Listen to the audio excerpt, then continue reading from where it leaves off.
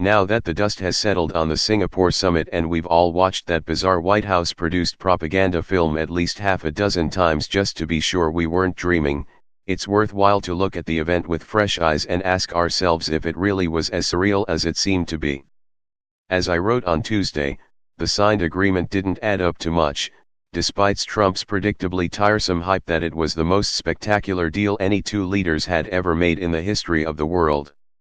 It's basically a watered-down version of earlier deals that ultimately fell apart and a recommitment to the one that Kim Jong-un and South Korean President Moon Jae-in signed a couple of months ago. Trump later said in his press conference that he was going to halt regional war games because they were unnecessarily provocative, for which he received nothing in return, surprising the South Koreans and the Pentagon.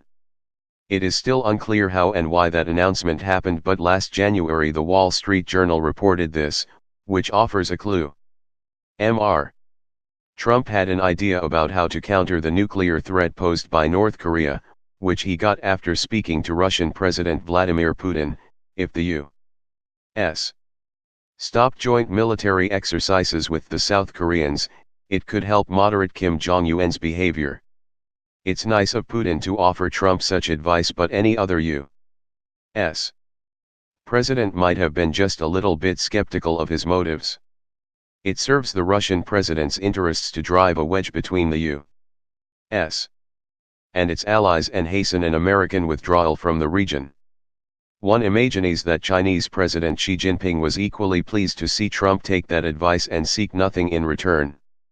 Everyone's happy but America's allies. North Korean state media reported that Trump offered the concession personally during the two leaders' 45-minute unrecorded meeting, which raises the question why it wasn't included in the written agreement. But then North Korean state media is also saying that Trump told Kim that he's going to lift U.S. sanctions, which Trump said he did not do.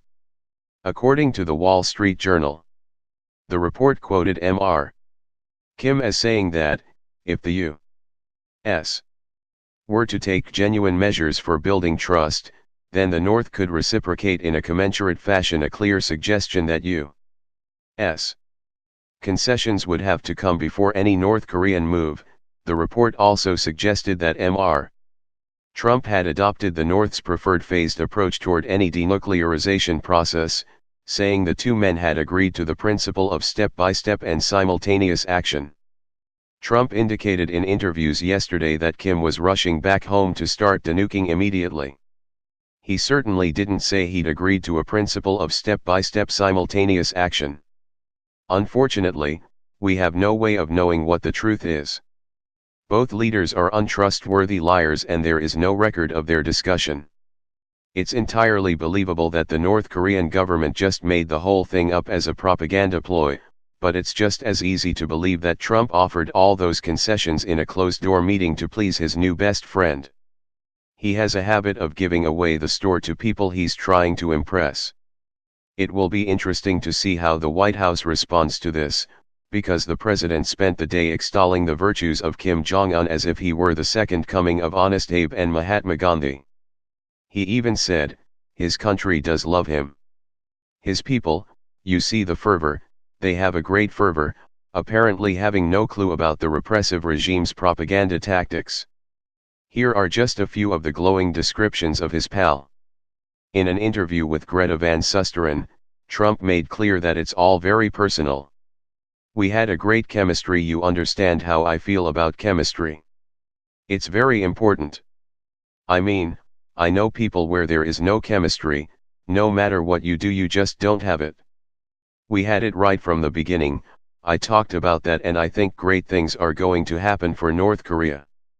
He told George Stephanopoulos, I trust him and he trusts me. Most observers and experts are wary of making too many sweeping statements about this, because the stakes are high and anyone with sense has to hope for the best. Perhaps Trump's vaunted salesmanship and personal outreach to the North Korean dictator is worth a try since so many previous attempts at more formal agreements failed. Who knows? Maybe Kim really is anxious to build some Trump-branded condos on the beach and open a McDonald's in Pyongyang. It's understandable that all of us would be relieved that the inane insults about Little Rocket Man have given way to inane compliments, if only to buy some time. But as I watched footage of the summit, I couldn't help but think about what National Security Advisor John Bolton said a few months back. Bolton believes the U.S.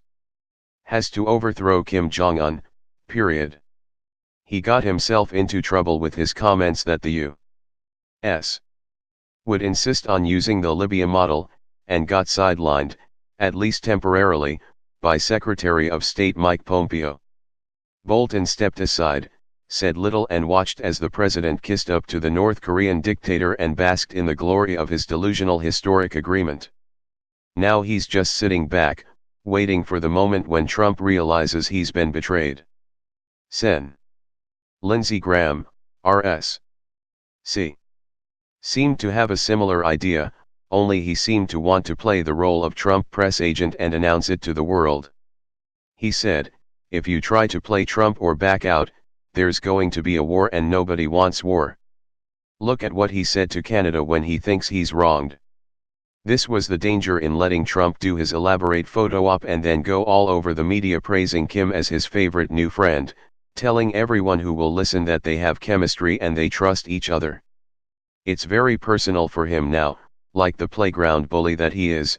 Trump will feel betrayed if he finds out that Kim doesn't feel the same way about their special bond. You can be sure that John Bolton has Plan B ready to go.